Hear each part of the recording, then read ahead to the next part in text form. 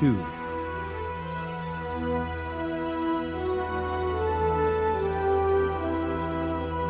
Into the void.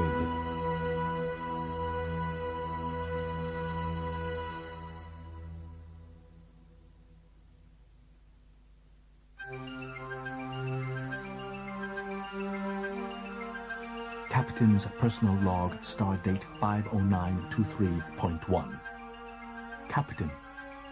Captain Mackenzie Calhoun. I thought I had left the fleet forever behind me, and yet now I find myself not only back in the fleet, but commanding a starship. The Excalibur is presently a hive of activity. She's an ambassador-class ship, registry number 26517. I have spoken extensively with Chief Engineer Burgoyne 172, and Shahi assures me that we will be ready to launch for Sector 221-G on the expected date. Burgoyne is the first Hermat I've ever met. I'm getting used to referring to Burgoyne with the unique set of pronouns Hermats prefer to acknowledge their dual sex status. Here instead of him or her. Hish, for the possessive forms of his or hers. He, rather than she or he. Frankly, Burgoyne's odd even for a Hermat, but Shahi definitely knows engines, and the hat's what counts. Several major bits of business need to be attended to. I am still awaiting the arrival of Lieutenant Solita, my science officer. She's had experience in Thelonian space.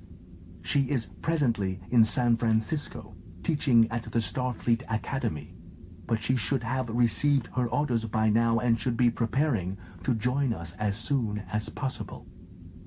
Of the rest of my command staff, Dr. Selar is in the process of getting sickbay in full operating condition. It's strange. I've worked with Vulcans before, and I'm well aware of their notorious reserve, but Selar is remote even for a Vulcan. I hope her presence here is not an error on my part. Security Chief Zach Kebron is a Brikar, and certainly provides a feeling of security. I constantly have to request that he walk rather than run, since his running tends to make an entire deck vibrate. I've seen mountain ranges that are smaller, and yet he has astounding abilities for someone who's got a hide tougher than 20 Hortas. Astro-navigator Mark McHenry comes highly recommended for helmsman, but I have very quickly learned that, during any conversation with Lieutenant McHenry, it seems as if he is either not listening at all, or listening to a conversation between two other people. Yet he never seems to miss out on anything that's being said. How his mind is able to multitask in that way is a complete mystery to me. Operations Officer Robin Leffler is recently promoted from engineering. She seems very sociable, perhaps overly so. Desperately outgoing would be the term I'd use. I'll be keeping a weather eye on her for the time being. The position of First Officer remains open. I am finding the filling of that slot to be the most problematic area with which I have to deal. I have a number of worthy candidates, and have already interviewed several, yet each of them seems a bit nervous around me. Intimidated, perhaps. They focus on my scar, the one I acquired in my youth, when a Dantarian laid open half my face. And they seem disconcerted by the fact that, during interviews, I carve initials in my desktop with a dagger. Clearly, I will need a first officer whom I can not only tolerate, but who will also be able to tolerate me.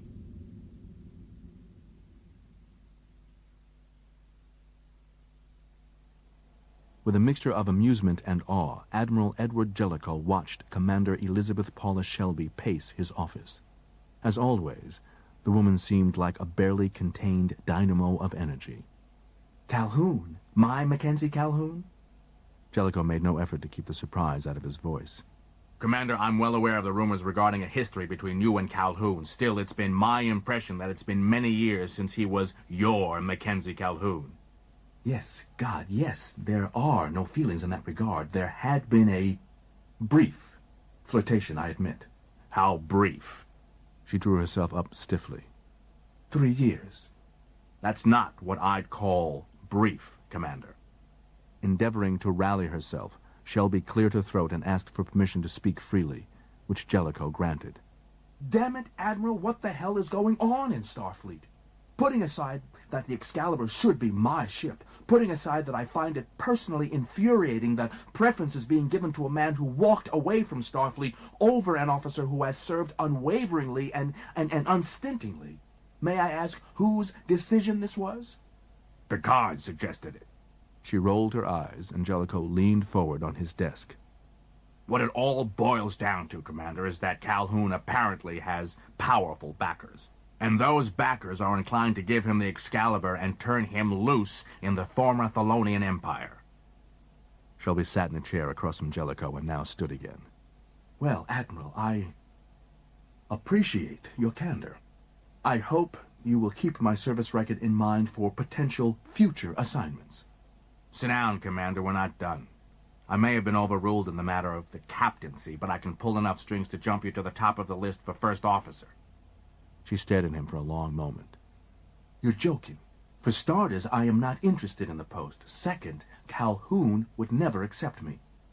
Not interested in the post? Commander, it's a first officer post on a ship with which you already have some familiarity. As first officer, you'd be taking point on any away mission. She snorted. You don't know Mackenzie Calhoun very well, Admiral, if you think he's going to sit around on the bridge while I spearhead away teams. Are you telling me, Commander, that you would be incapable of riding herd on Mackenzie Calhoun? I did not say that, Admiral. I said Calhoun wouldn't sit still for it. That doesn't mean I would just knuckle under. To a certain extent, that's why we broke it off years ago. I wasn't his image of what he wanted in an ideal woman. I didn't jump to his tune. Ha! What a very old-fashioned attitude. He can't help it. It's part of his upbringing. When all is said and done, Xenexians aren't the most socially advanced of races. That is exactly my concern, Commander. Calhoun is a tricky devil. I think Calhoun's going to need a first officer who knows all his tricks. Someone he can't pull any fast ones on or try to steamroll over. And you have other positives that I think contribute to your viability as candidate for first officer. Shelby gave a thin smile. Those positives being that I'm ambitious, that if Calhoun screws up, I'm going to be there to note down the screw-up in every detail so that we can get him out of the captain's chair and replace him with someone who deserves the position? Jellicoe nodded. I'm glad to see we're on the same wavelength, Commander. Shelby stood and leaned forward with her knuckles on the desk. If I should get the assignment, understand, my loyalty as first officer will be to my captain. It doesn't matter if we were once lovers. It doesn't matter if I think he's pig-headed. And if you think that I'm going to weasel my way on board and then turn around and be some sort of snitch, spy, quizzling rat, then you, Admiral, with all due respect, can go screw yourself. And with that, she turned on her heel and walked out the door.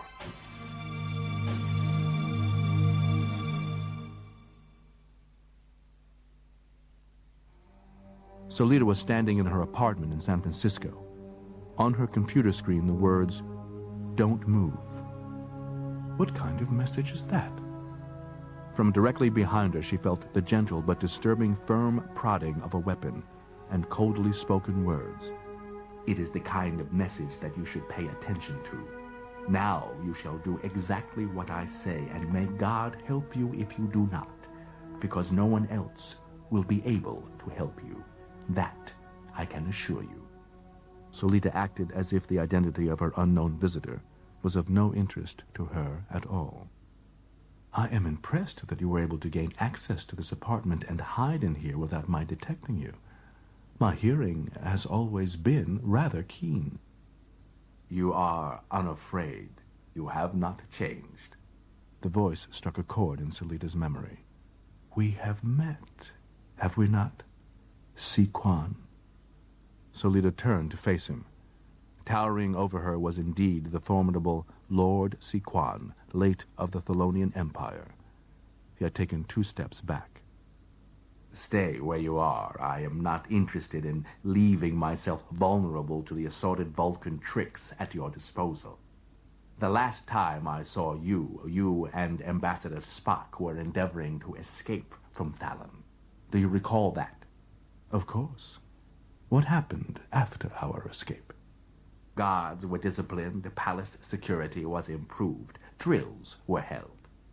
Nothing more severe? If what you are asking is if anyone was executed over their inability to keep you prisoner, no. After all, the fundamental truth is that I allowed you to escape, and there are things in this ever-evolving universe that should remain unchanging. One of those is gratitude. A gratitude and appreciation for services provided, particularly when those services result in prolonging one's life. I would assume that you're referring to the fact that I am indebted to you for having allowed me to escape Thallon. I am, indeed. She fixed him with a level gaze. So, what do you want of me? I need to get aboard the Excalibur. I need to be brought along back to Thelonian space. You have already put in this request with Starfleet, I take it. Yes, and I was denied because I am not a member of Starfleet. And what would you have me do? Get me on the ship. She stroked her chin thoughtfully. I do not know the captain, but I can certainly speak with him once I am there, arrange a meeting between the 2 of you. Siquan began pacing furiously. I am tired of groveling, tired of begging over matters that should be accorded to me out of a sense of correctness, of respect. Are you expecting me to sneak you on board somehow? Yes, that is exactly what I expect you to do. How? You're not exactly a nanite, Siquan, and ship captains are historically not especially generous when it comes to stowaways. I would deal with it. This is not a logical plan, Siquan. If you truly wish to go back into Thelonian space, you can hire a private vessel. As you well know, Sector 221-G is no longer forbidden territory. Understand me, Solita. I still have followers. I was one of the most popular members of the royal family. The mercy I showed you and Spock was not an isolated case. I was known as compassionate and fair. By the same token, I also had enemies.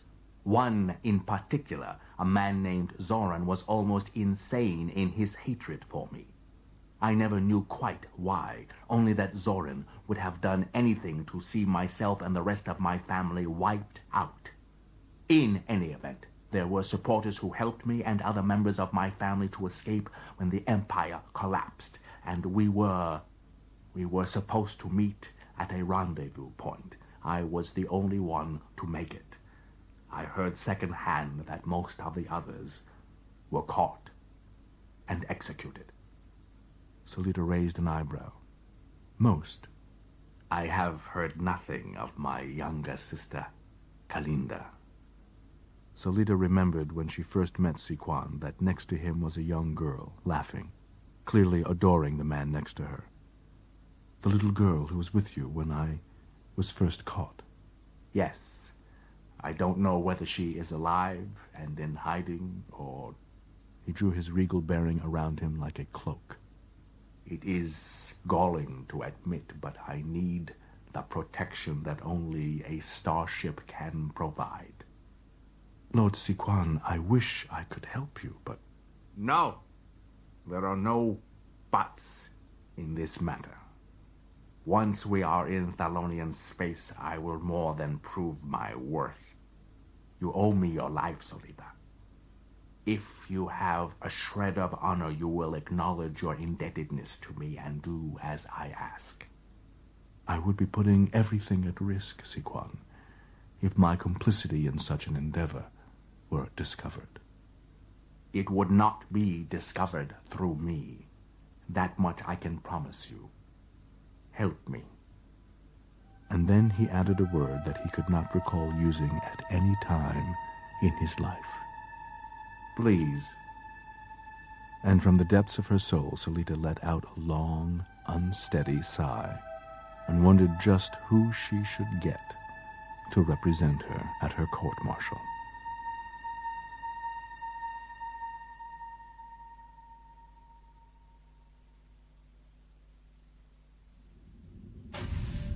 Calhoun glanced up from the computer screen as the door to his ready room slid open. Dr. Szilard entered and, with no preamble whatsoever, spoke.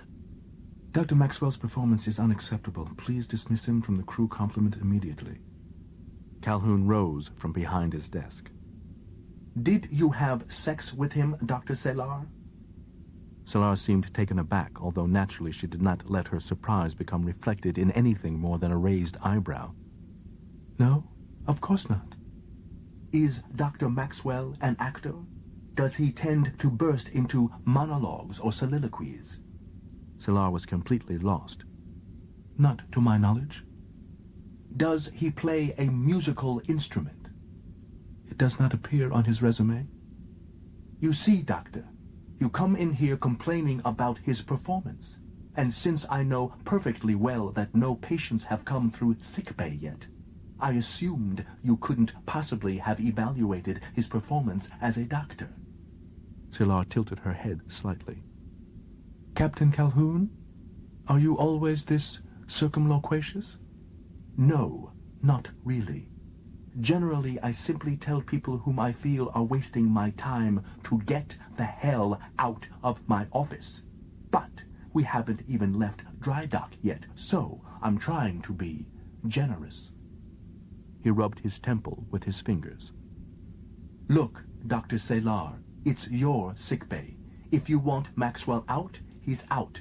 Blow him out a photon torpedo tube for all I care. But you damned well better be ready to give concrete explanations for Maxwell's termination. So I suggest you sit down and speak with Maxwell about those areas in which you find him lacking.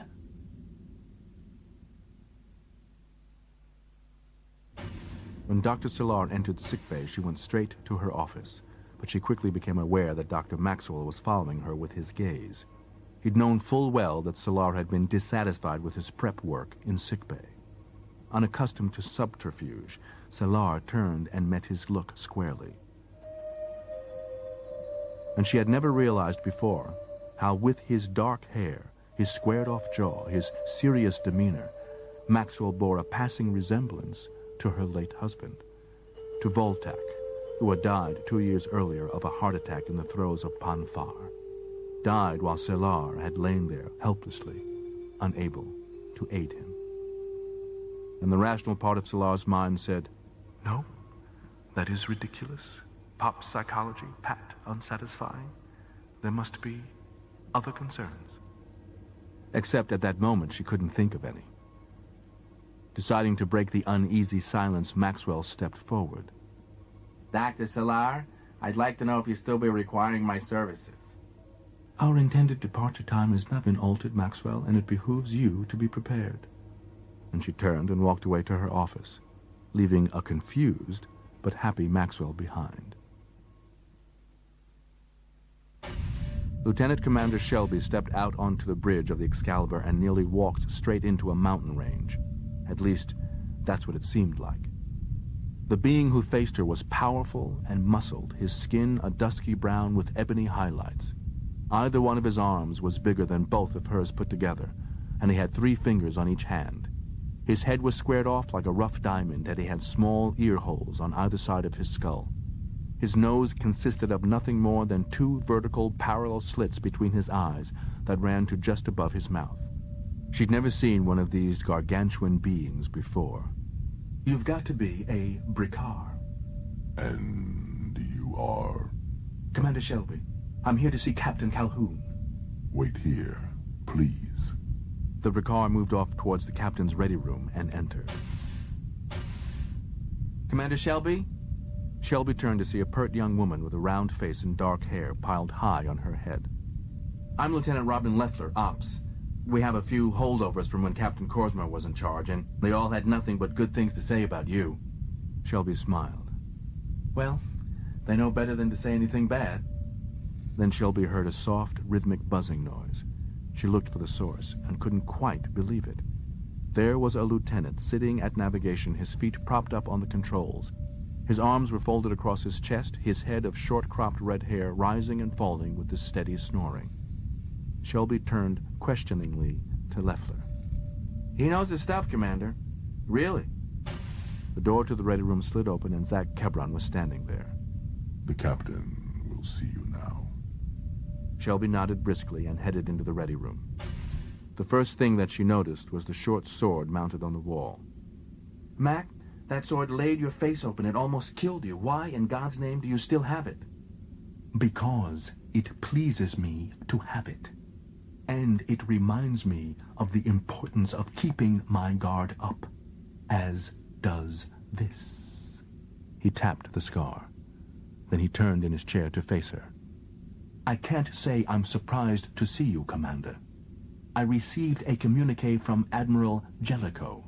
He told me you would be applying, and that he could not, in good conscience, recommend you for the post. So I assume one of two scenarios to be the case. Either Jellicoe wanted you to spy on me, and you told him to go to hell, or else he's hoping that you will, at the very least, make my life miserable. And by telling me not to use you, he hoped to employ a sort of reverse psychology. How would you assess the situation, Commander?" "I would concur with your assessment, Captain. And to be blunt, I'm the right person for your job. But at the very least, I can provide a valuable service. Epi, will you shut the hell up?" Her back stiffened. "Yes, sir. Shutting up, sir. Much obliged, Epi. However, I should point out that if I am not addressing you by your first name, it would likewise be appropriate if you were not to call me by that annoying nickname. Elizabeth Paul. E.P. Epi. I remember the derivation, sir. I would just appreciate your not employing it." He sighed and turned his back to her, swiveling his chair so that he was gazing out at the narrow sliver of starscape that was visible through the sides of Dry Dock. "It was good seeing you again, Commander. Where's your stuff?" "I don't understand." He turned toward her. "Commander, we have to be out of here in 48 hours. Are you saying you want me aboard the Excalibur?" He stood and extended a hand. "Congratulations, Commander. You are the new first officer of the Excalibur." She shook his hand firmly and walked out of the ready room. Calhoun turned back to his viewing port and stared out. There had been any number of times when there had been people who thought he was crazy. Dantarians, for one, when he had led his people in revolt against them. But in all those years of people thinking that he was crazy, never once had Mackenzie Calhoun himself shared that opinion about himself. Until now. He said aloud, "I just took on my former fiancée as my first officer. I must be out of my mind. I assume she is qualified, sir." The voice startled Calhoun, who swiveled around in his chair quickly to see a young Vulcan woman standing just inside the doorway, her face familiar to him. Then it clicked. "You're Lieutenant Solita. Welcome aboard. I'd like to sit down with you and get a full picture of what you know of Thelonian space." "As you wish, Captain. But first, there is a matter of some urgency that I need to discuss with you. My luggage." He leaned forward, fingers interlaced. "This ought to be good."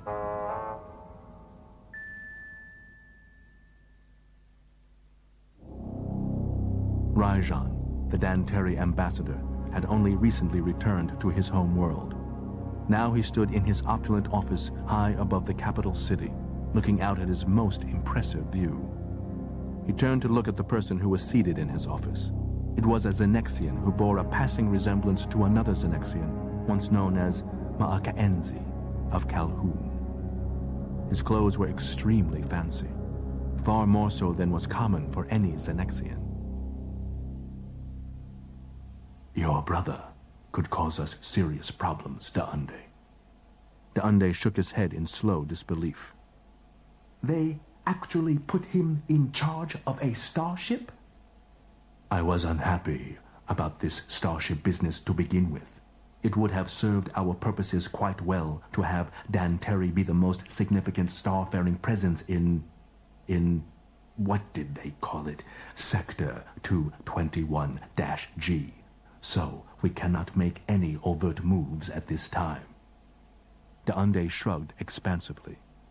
Let the Federation come in with their huge vessel. Let them parade around and draw fire and attention from all quarters. And once they are gone... Da'ande was nearly startled out of his chair by the abrupt thud of a dagger Rajan slammed down into his desk. That sounds very much to me, Da'ande, like some sort of contrived rationalization for a very unfortunate situation. As I mentioned before, your brother is the captain of the vessel. You are to talk him out of it. You're his big brother. And need I remind you that the continued growth and strength of Danteri government is not only beneficial for Danter, but it also benefits your home world of Xenex. Da'ande slowly rose from his chair. You don't know what he's like. He will pay little to no attention to my feelings on particular matters. Once the basic freedoms for which we fought so long and fiercely were finally won, he left it to me to pull our fractured world together.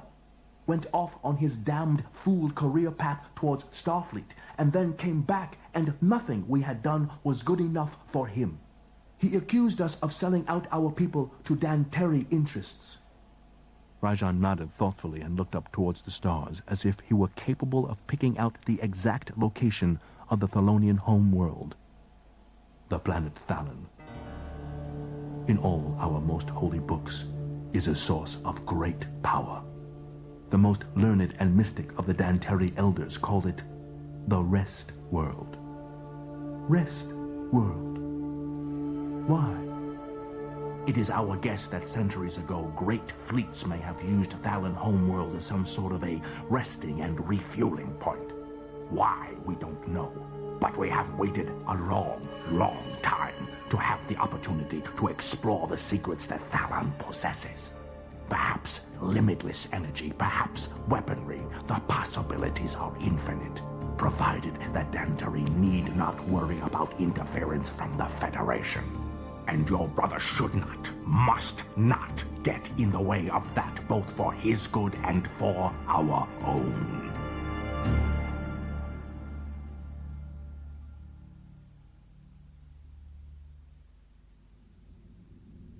First Officer's Log, Stardate 50924.7.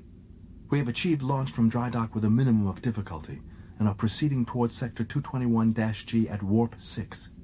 The captain made a stirring and moving speech upon launch, which he would not have done had I not urged him into it.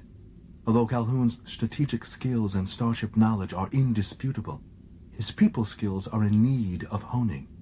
It is my belief that although Captain Calhoun has some rough spots to him, with my guidance, he will develop into a thoroughly adequate leader.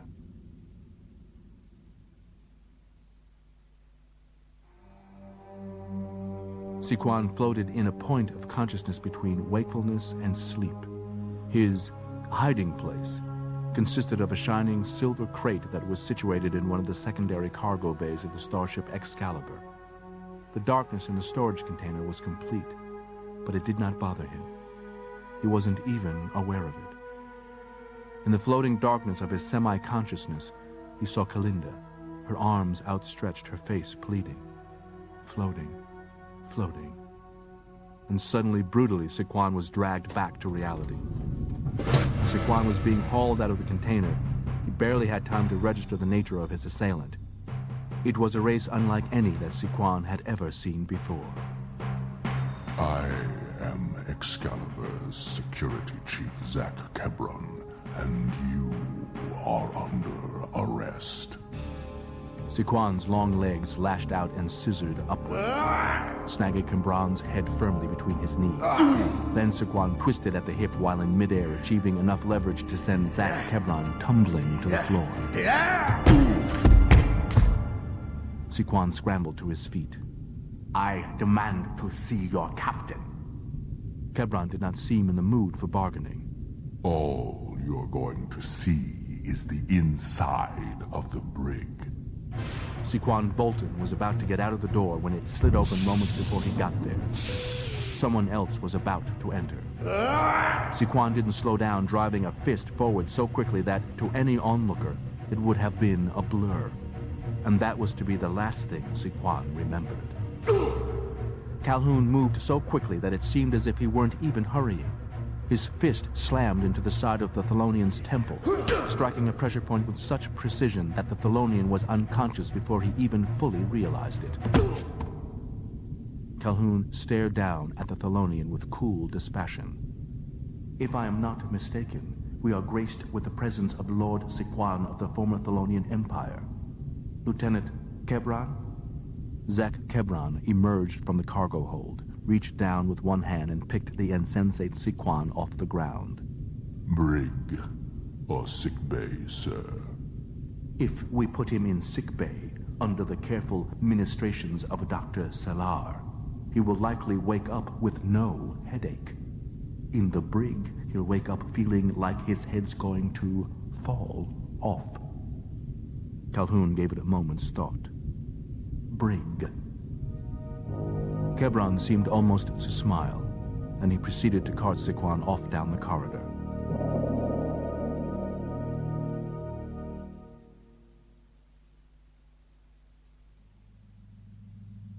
Calhoun stood outside the brig, his arms folded. Siquan was standing inside. Calhoun could tell from the semi-glazed look in Siquan's eyes that the Thelonian was fighting off ripples of pain and residual dizziness. Feel free to sit. I wish to remain taller than you. Inwardly, Calhoun smiled. Outwardly, all he did was glance at Shelby, who was standing at his side. She rolled her eyes in a manner that simply said, "Men." Of course, that might have applied equally to Calhoun. I am Lord Siquan. Captain Mackenzie Calhoun, would you care to tell me why you stowed away on my vessel? How did you know I had done so? I ask the questions here. As do I.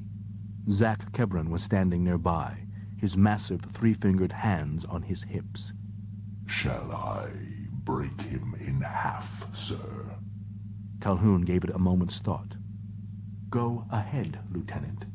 If nothing else, it'll cure him of his annoying standing.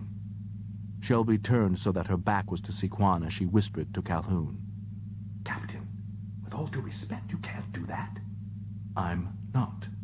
Lieutenant Kebron is. Kebron shut off the force field and stepped in, immense fists flexing. Siquan took an unsteady step backwards.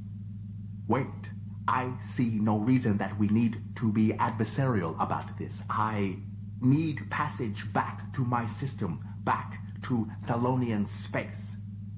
Shelby looked at him with suspicion. And you felt that sneaking on board was preferable to simply approaching the captain directly? I had already broached the notion to his superiors.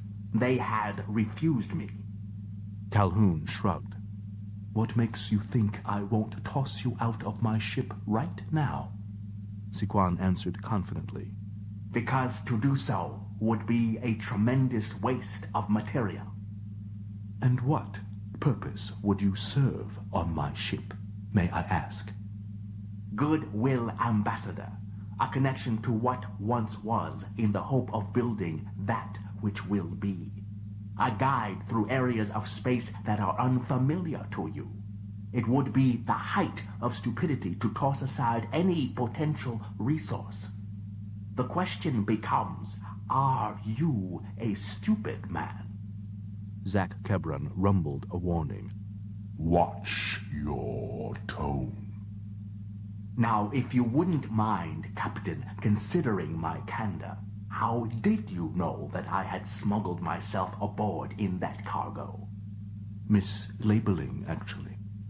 Several bills of lading had been misplaced, and technicians were using tricorders to run quick scans on cargo contents. As for your request, Siquan, I'll be discussing it with my senior officers. Zach Kebron stepped out and reactivated the force field as Shelby and Calhoun headed down the hall. Later, Calhoun met with Shelby and Solita in his ready room. Shelby looked to Calhoun for an answer that she already knew. So, Solita came to you with her dilemma and you approved her sneaking him aboard? That's correct. Problem with that? Several. The most prominent being you're not telling me beforehand. And putting that aside, I'm going to make the educated guess that you intend to let him remain aboard. That being the case, why in the world did you go through all that subterfuge? Calhoun draped his hands behind his head and leaned back in his chair. I know Siquan's type, Commander. He cared about two things: the chain of command and settling a matter of honor. He did not wish to undercut superior officers, but he felt that Solita owed him a debt since he'd helped save her life back on Thallon years ago. And of course, we let him stay. I've heard good things about him through the grapevine. Despite his position as part of the ruling family, he is a man of compassion. I figure that he may give us some degree of insight into the Thelonian mindset, if nothing else. The bottom line is, he may be an officious, arrogant ass, but he's a well-regarded, officious, arrogant ass. So I reasoned that he might as well be our officious, arrogant ass. Shelby looked directly at Calhoun. We can't have too many, I suppose. Calhoun allowed the remark to pass and turned to Solita. All right, Lieutenant. Seeing as how he's your pal and all, go spring him from the brig on my authority. Coordinate with Leffler and get him set up in crew quarters. Inform him that he is on parole. We'll be keeping an eye on him. If he tries anything the least bit out of kilter, he's going to wind up as smear marks on Zach Kebron's boots. Oh, and Lieutenant, schedule some time for department heads to meet. I want a scientific overview of Thallon. I intend to make that our first stop. Solita raised an eyebrow. Straight to the home world? Do you expect trouble with achieving that rather incendiary destination? Expect it, no. Anticipate it, always.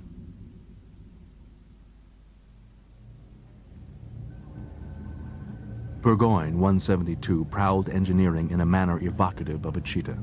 The Excalibur had only been out of dry dock for a little over 24 hours, and Burgoyne had already established a reputation for perfection that kept Hish engineering staff on their collective toes. Chief Engineer Burgoyne here.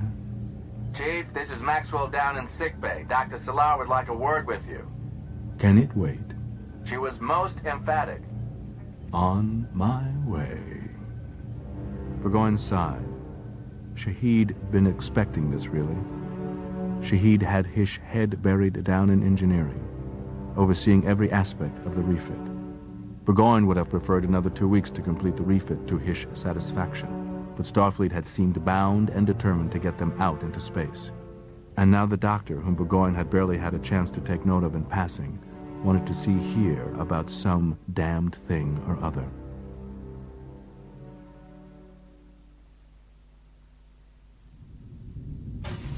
Shortly, Burgoyne 172 strode into sickbay with an impatient look on his face. He turned to Dr. Maxwell. Here I am. I have things to do. Salar emerged from her office. In here, Mr. Burgoyne? If it is not too much trouble? Your most recent medical examination is over 2 years old. By putting out to space without a more recent exam, we are technically in breach of Starfleet regulations. Do you wish to conduct it right now? Because I'm free now. Dr. Maxwell will attend to the actual examination. Burgoyne dropped into a chair opposite Selar. Well, I admit, if nothing else, I'm disappointed in you, Doctor. How so? There aren't very many Hermats in Starfleet, and none at command level aside from me. The Vulcans, I know, have always had a great inquisitiveness about the galaxy they live in and the people therein. I would be surprised if you, a woman of science, did not share that famed Vulcan drive to satisfy curiosity. She gave a small, acknowledging nod. A small amount, I admit. Hermats, as a race, tend to keep to themselves. The tendency towards segregation from the rest of the Federation is well known, right down to your tendency to refer to yourselves with a unique set of pronouns to accommodate your dual sex status. We developed those actually to simplify direct communication with Federation representatives, and also to maintain our uniqueness as a race. Burgoyne got up from the chair. There's one thing you should know about me, Doctor. I can sense when I'm going to get on well with someone. There's some chemistry that I can't quite discern yet, but it's there all the same. Selar folded her fingers. I am unclear as to your implication, Lieutenant Commander. Would you like me to clarify it? No, actually, upon reflection, I prefer vagueness. Good day, Lieutenant Commander. Shahi stabbed a finger at Selar. You're a challenge. I like a challenge. If that is what you desire, I understand surviving in a vacuum can be most challenging. Why, Dr. Selar, was that a threat? Not at all, merely the famed Vulcan drive to satisfy curiosity. As Burgoyne sashayed out of Selar's office, the Vulcan shook her head and wondered two things. What could she have possibly said or done that would have led Burgoyne 172 to think that there was a fragment of interest on Selar's part in here? And why was it that, as Burgoyne walked, Selar found herself watching the sway of her hips?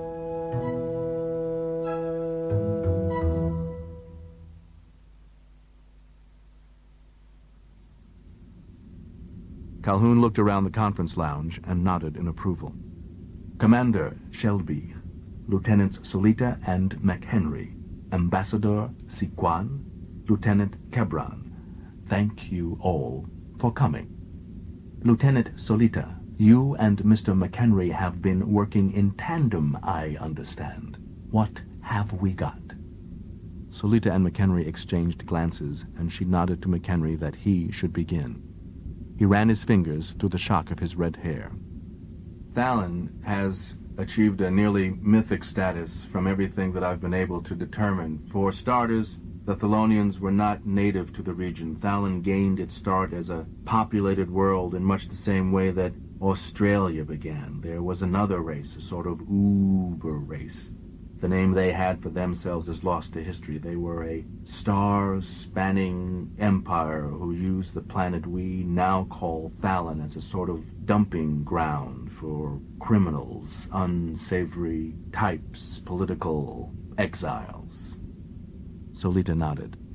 From archaeological records and the myths put forward by Siquan's people, the first of the Thelonians arrived in what we call space arcs. They were given provisions enough to last them a few months, plus materials to seed the ground and to try to make a life for themselves there. The climate was fairly temperate, the world almost paradisiacal. A possibility is that the preset coordinates were simply wrong and they did not arrive at the intended world. Or perhaps someone within the Uber race simply took pity on them and secretly made the change. It is frustrating to admit, but We simply do not know to a scientific certainty. McHenry continued. What we do know is that Thallin itself was an almost limitless supply of pure energy.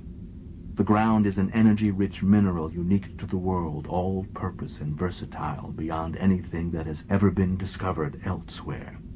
Pieces of the planet, when refined, were used to harness great tools of peace and growth, and then, eventually, great tools of war.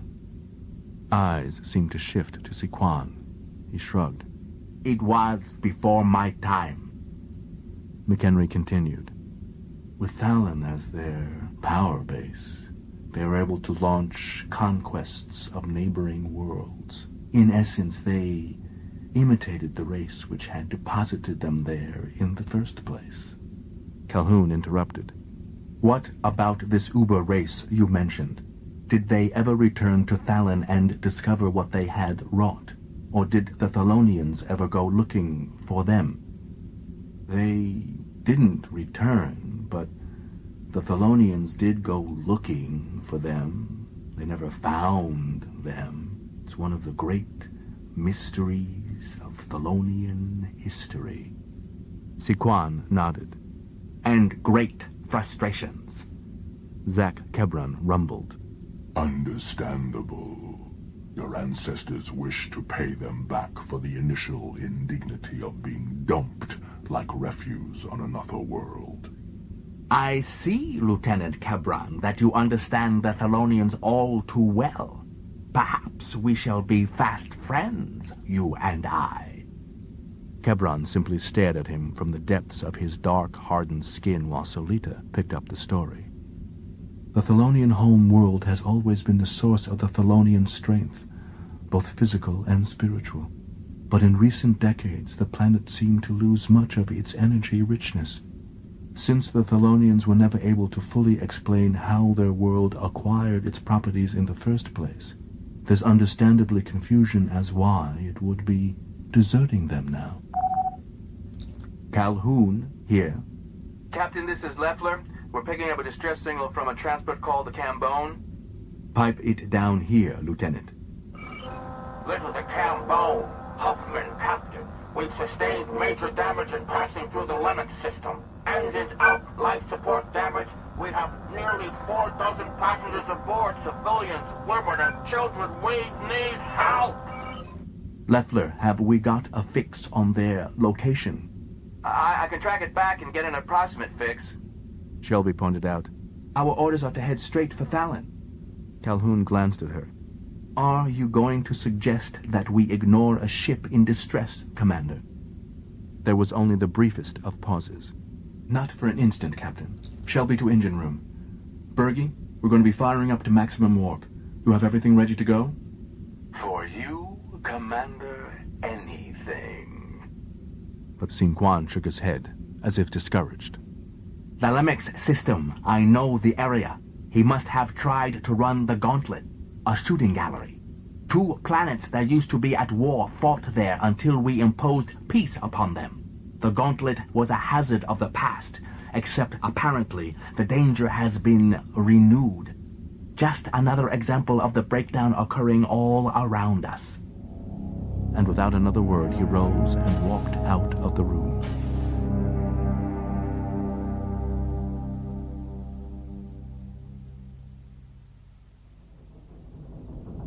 Huffman stared out at the stars.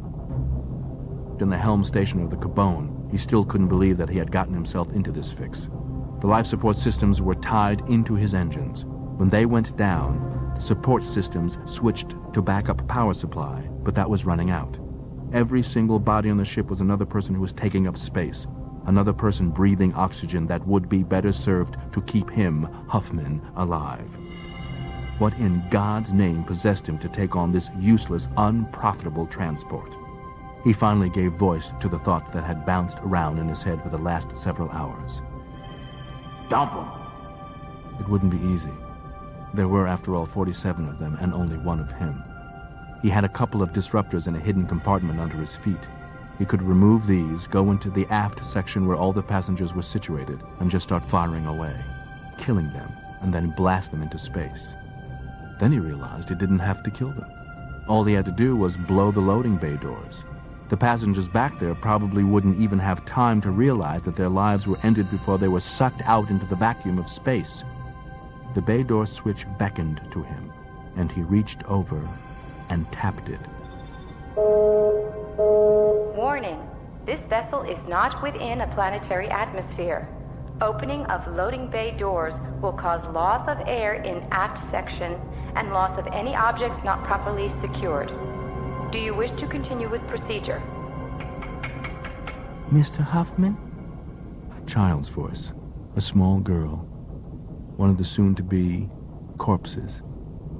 I was wondering if anyone heard our call for help. I don't know. Go back and sit with your parents now, okay? They're dead. Then he remembered. One of the kids had lost her parents to some aggressive scavengers. She was traveling with an elderly uncle. Oh, right. Well, go back with your uncle then. Mr. Huffman, I just wanted to say thank you. I know you tried your best, and I know you'll keep trying. That's fine. You're welcome. He listened closely and heard her feet pattering away. He was all alone once more. Alone to do what had to be done. Computer? Waiting for instructions. He thought of the child. He thought of the bodies floating in space. And he would still be alive. And he might as well be dead. Computer? Cancel program.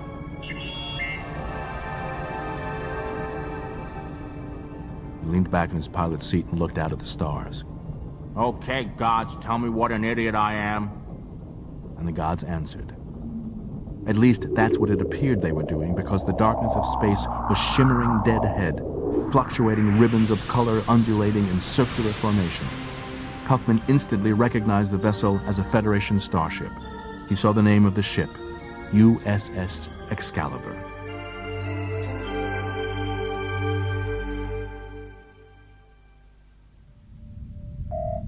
Robin Leffler looked up from ops. Captain, everyone from the vessel has been beamed aboard, the ship's commander and 47 passengers. Shelby whistled in amazement. 47? His ship's not tiny, but it's not that big. Kebron looked up from his station. Shall we take his ship in tow, sir? Calhoun looked surprised.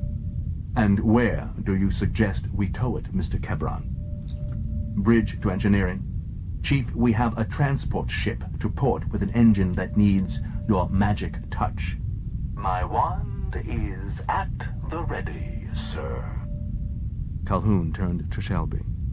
Commander, talk to the pilot. Find out precisely what happened, what he saw. I want to know what we're dealing with.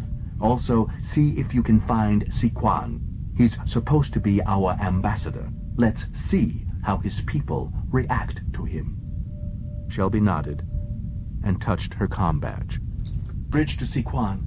Meet me in sickbay. We have some refugees there we'd like you to speak with. Then she headed for the turbolift.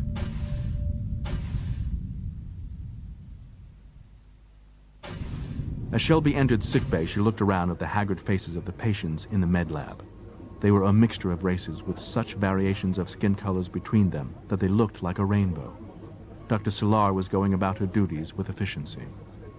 Shelby said to the room at large, I'm looking for the commander of the vessel. One of the scruffier individuals stepped forward and stuck out a hand. That would be me. Name's Huffman.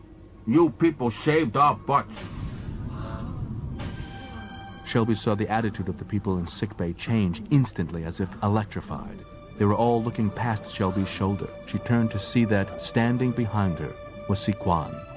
A young woman who appeared to be in her early 20s by Earth standards seemed to fly across the room. She threw her arms around Siquan so tightly that it looked as if she'd snapped him like a twig. You're alive! Thank gods you're alive! And now the others followed suit. They approached him tentatively, reverently, with varying forms of intimidation or respect. Siquan, for his part, stroked the young woman's thick blue hair as gently as a father cradling his newborn child. They seemed to draw strength from his presence. He gestured for them to rise. Please, get up. Don't bow. Sometimes I feel that such ceremonies helped to create the divide between us that led to our present state. One of the men asked, "The ship is bringing you back to power, Lord Quan?" This is a mission of peace, my friend. I am merely here to lend help wherever I can. Shelby turned back to the refugees. What were you fleeing from? A dozen different answers poured out. Governments in disarray, marauders from an assortment of races, wars breaking out all over for reasons ranging from newly disputed boundaries to attempted genocide. The young woman who had hugged Siquan said, We just want to be safe. Is that too much to ask? Siquan sighed. Unfortunately, sometimes the answer to that is yes. "What is going to happen to us?" Shelby told them. First, we're going to repair Captain Huffman's vessel. We have a team there right now. Then we'll make sure that you get where you're going. Where are you going, by the way? Huffman stepped forward. Intended destination is Sigma Tau Ceti. Not the greatest planet on the rim, but it's within range considering what they were able to pay. Siquan, this is Solita. We've received a communique I think you should be aware of. It's another vessel. They not only sent out a distress call, but they included a passenger roster. If I'm recalling correctly, didn't you say your sister's name was Kalinda? For a moment, Siquan felt as if his heart had stopped. Yes. Yes, I did. I'm on my way. He looked at the refugees and then indicated Shelby and Selar. Trust these people. They will take care of you. Then he was out the door, his long legs carrying him so rapidly that Shelby felt as if he'd vanished between eye blinks.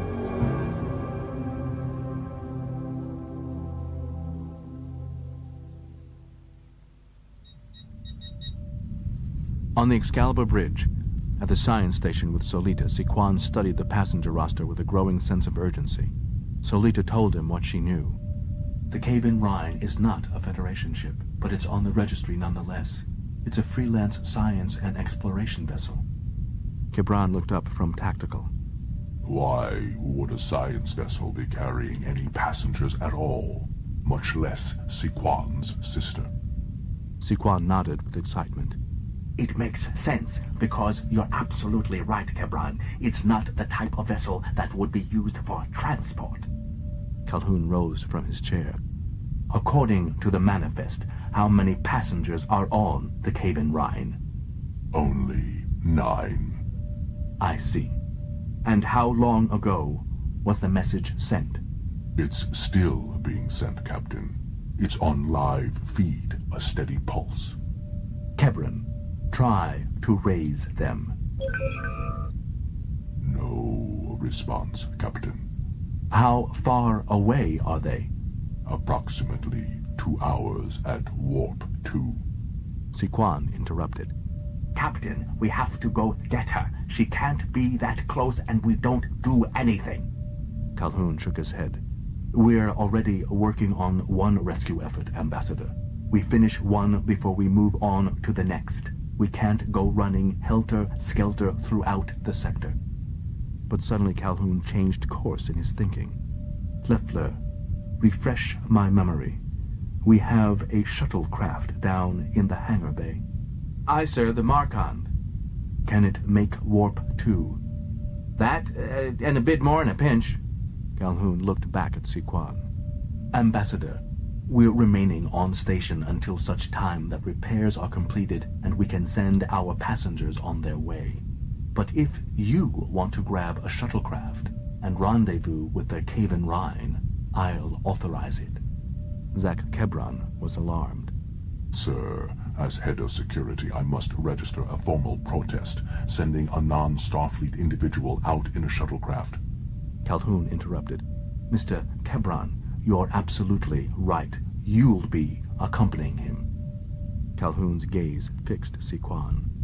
Do you have any trouble with Mr. Kebran accompanying you? None whatsoever. Just what I wanted to hear. Leffler, have the shuttle bay prepare the Markand for departure. Gentlemen, have a pleasant flight, and stay in touch. You know How I worry. Later in the captain's ready room, Shelby stared incredulously at Calhoun. You must be out of your mind. I assume you're referring to the errand on which I sent Mr. Kebron and Ambassador Kwan. Of course I am. Kebron's made no secret of the fact that he doesn't like Sikwan. Calhoun sighed. Commander, close proximity can prompt an airing out of difficulties, and eventually a smoothly operating relationship. I see. And you decided that pushing Kebron and Sikwan together for a period of time might smooth out the hostilities in this instance? That is my plan. Yes. Captain, It was Leffler. we've got company.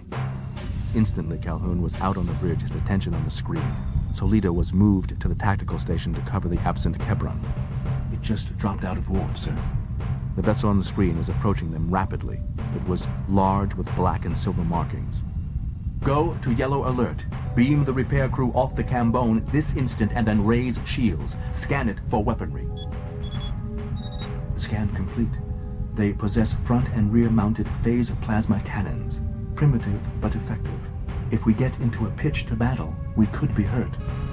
Captain, they've opened fire.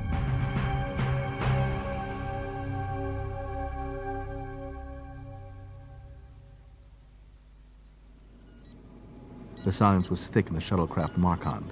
Kebron was taking great pains not to look in Sikwan's direction. Sikwan finally addressed him. Lieutenant, would you mind telling me what your problem is? Problem? I have no problem. Sikwan studied him a moment more. I know what this is about. This is about the fact that in your very first assignment as security chief of the Excalibur, you were beaten up. I was not beaten up. Knocking me off balance is hardly the same as beating me up. Sikwan stood in a limber, prepared fashion. Well, now you'll have the opportunity to prove it. Come on, take a shot at me. Let's settle this once and for all. We're on a mission. Besides, in a true honorable fight, you would not stand a chance against me. Then let's find out right now. Kebron sat down. No. If your sister is aboard the vessel, do you wish to greet her with your face bruised and battered? Sikwan laughed. My being disfigured would not be a factor. Your confidence is misplaced. As is your hostility. We're on the same side, Kebron. Kebron fixed his gaze resolutely on the stars streaking past them. I dislike dictators. I dislike stowaways. And I dislike those who feel they are superior to others. You fall into all three categories. As I'm sure you can surmise, then, I dislike you. For a time, Sikwan said nothing. Then he drew very close to Kebron. I've noticed that those who are the most confident that they know another person are the most likely to know the least. And with that, Sikwan sat back down in his seat in the cockpit and said nothing more for a full hour, until their sensors told them that the science vessel, Kaven Rhine, was just ahead. Immediately, Kebron began hailing on the subspace radio. Then a voice replied, Incoming vessel. This is the Kaven Rhine. Are you here to aid us? This is the Markand, dispatched by the Federation starship Excalibur. We are here to provide whatever temporary aid we can. In a short time, we'll be able to offer you the full services of our main ship. Sikwan whispered to Kebron. Kalinda, ask them about her. Your passenger manifest listed a Thelonian named Kalinda. Is that Kalinda of the deposed royal family of Thalon? If so, I have her brother here. Sikwan is there. That is correct. Yes. Tell him. His sister never stops talking about him. and is looking forward to seeing him. It was all Sequan could do to steady himself. Kebron replied, Consider the message passed along. We'll be there within 5 minutes. We'll be ready for you, Markand.